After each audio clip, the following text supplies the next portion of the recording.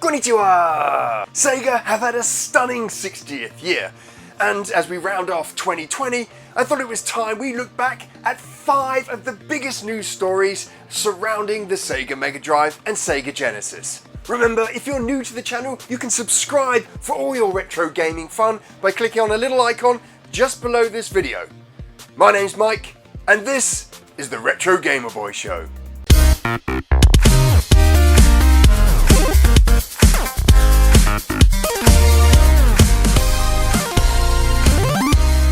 Welcome back to the Retro Gamer Boy Show. Before we get into the 5 news stories that excited me the most about the Sega Mega Drive and Genesis in 2020, I just want to let everyone know that we've got some brand new designs in the t-shirt store.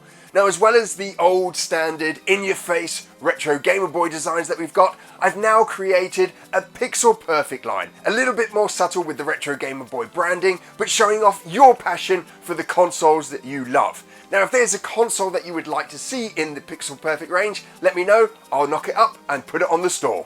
2020 marks Sega's 60th anniversary, and they treated us to a ton of cool things. New consoles, mini consoles, new games, re-releases of games that were cancelled, discounts on current games, and announcements for brand new and remake games coming later in 2021.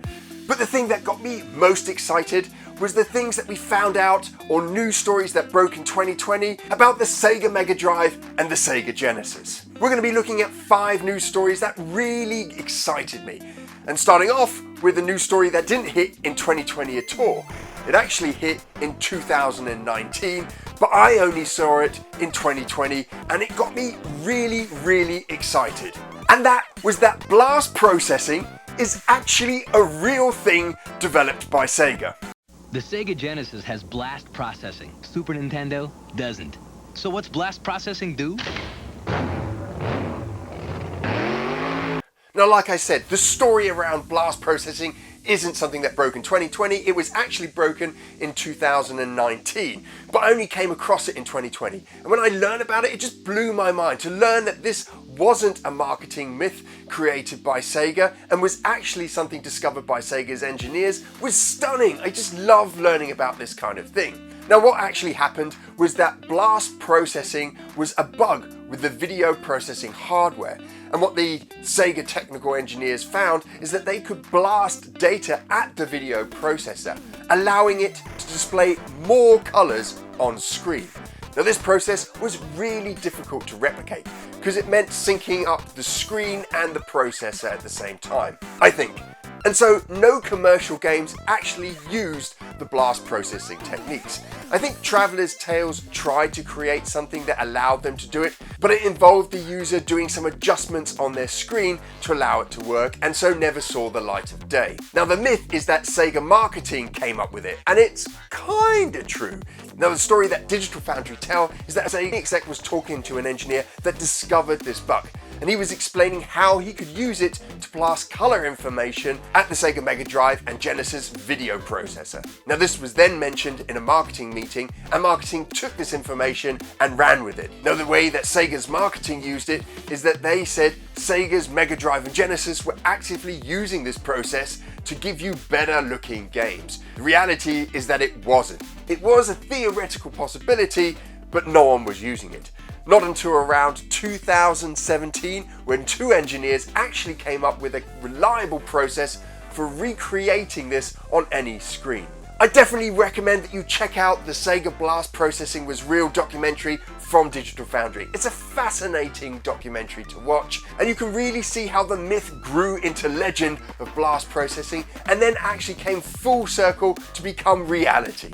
Next up, we have this Sega Genesis VR headset. Now, this isn't a secret. There was a huge marketing push behind the Sega VR headset back in the early 90s.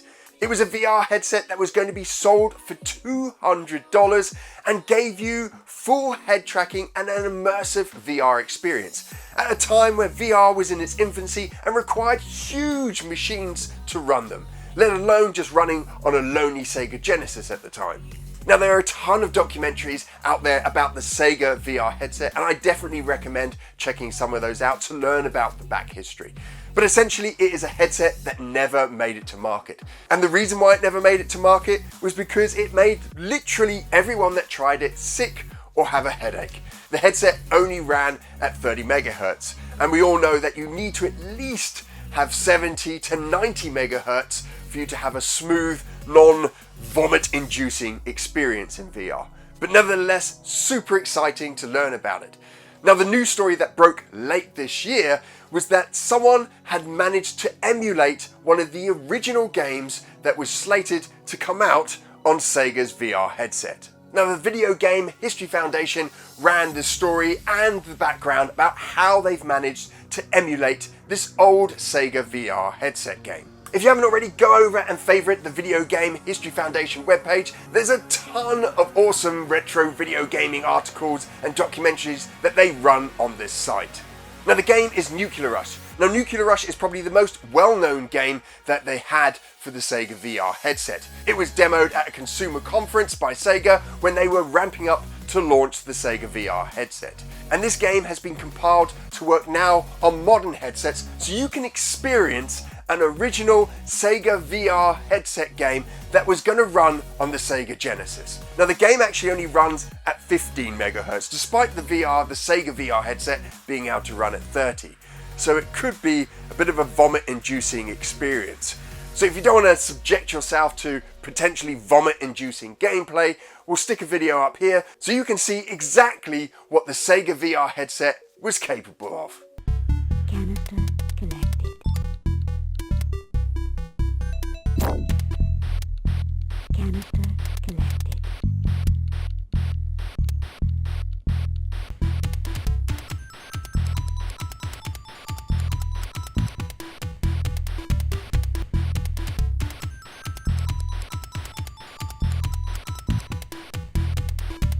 Mission successful. Now, the Sega Genesis and Mega Drive have had their fair share of peripherals. There's the infamous activator, a ring that went around the player and then had infrared lights that came off of it. You'd place your hand over it to either go up, down, or press A, B, and C. It was terrible. There's the Menacer, of course. We had mouse and all number of joypads. But there's one controller in particular that's remained largely in the shadows.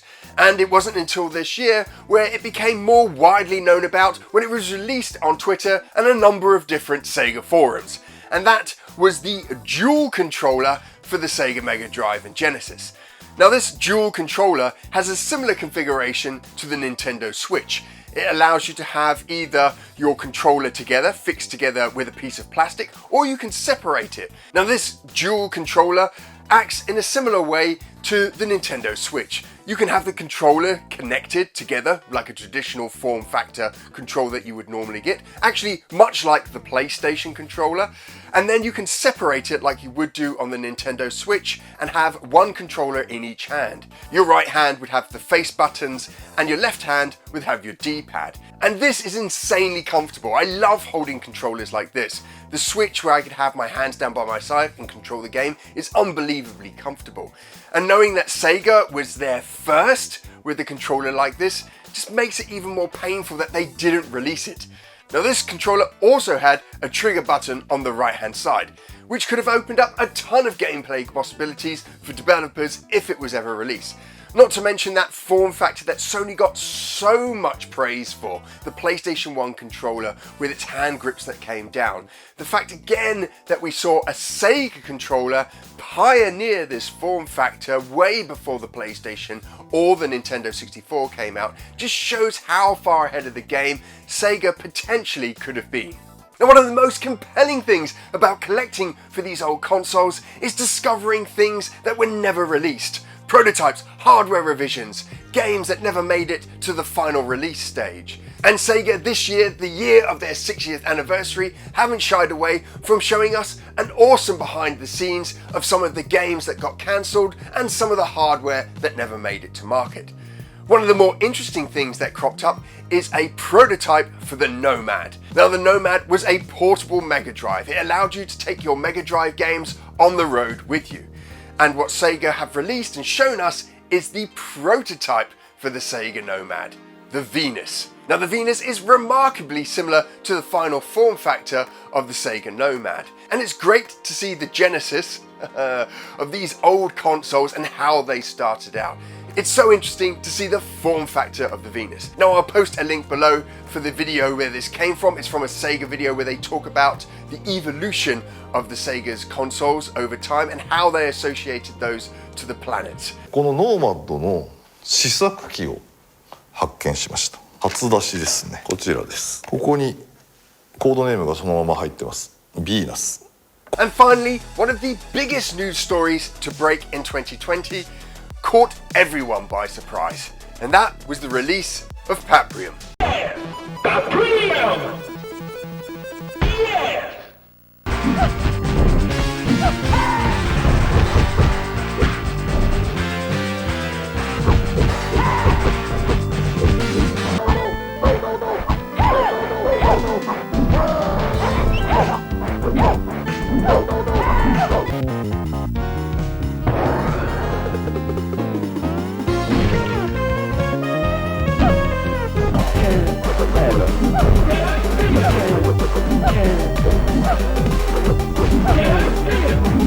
Now we won't go into the ins and outs of Paprium. Needless to say, it was a game that everyone had chalked up as being a scam or never coming out or just absolutely died a death on the development table.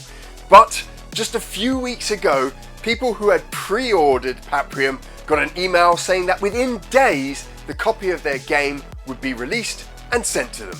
Now I've not received my copy yet, but what we can see from Paprium is there is an amazing attention to detail.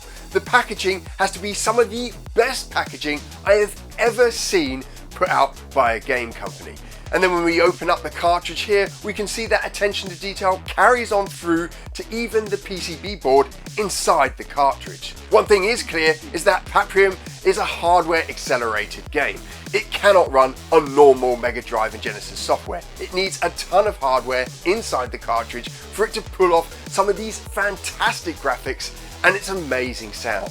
Now there was a ton of controversy leading up to the release of the game, and there's been a ton of controversy after the game has been released, because no sooner had they told everyone that they're getting this brand new game shipped to them within days that they announced that there was another game for sale and that you could buy it for $160, and it's going to be out sometime between now and 2022. Added to that, at the making of this video, you could still buy a copy of Paprium, but it's going to cost you about $160 to pick one up for a standard clamshell edition, and if you want the limited edition version, which comes in European packaging, that will be about $210 to pick one of those up. Now, they do say on their website, and they probably are correct, that the value of that game is going to skyrocket. So if you haven't picked up a copy of Paprium and you do want it in your collection, expect to pay big bucks for it in the future.